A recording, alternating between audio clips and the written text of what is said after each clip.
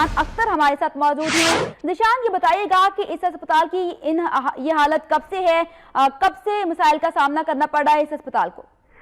جی بالکل، صادق آباد کا تحصیل ہیڈ کوارٹر ہسپتال مسائل کی عماج کا بن گیا ہے۔ نہ مریضوں کے لیے ادویات موجود ہیں، نہ ہی ڈاکٹرز اپنی ڈیوٹیوں پر موجود ہیں۔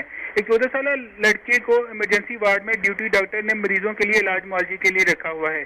صادق آباد کے تحصیل ہیڈ کوارٹر ہسپتال کے ایمرجنسی وارڈ کو ڈاکٹر نے کم عمر لڑکوں کی پریکٹس گاہ میں تبدیل کر دیا ہے اور ڈیوٹی ڈاکٹر خود چھٹی منا رہے ہیں، جبکہ 14 سالہ لڑکا مریضوں کو ڈرپس اور انجیکشن نہ صرف لگا رہا ہے بلکہ ان کے مرض کی تشخیص بھی خود ہی کر کے علاج بھی کر رہا ہے۔ اس کم عمر لڑکے نے اب سے کچھ دیر پہلے ایک شخص کا علاج کیا ہے جس کو بے ہوشی کی حالت میں اسپتال لایا گیا تھا۔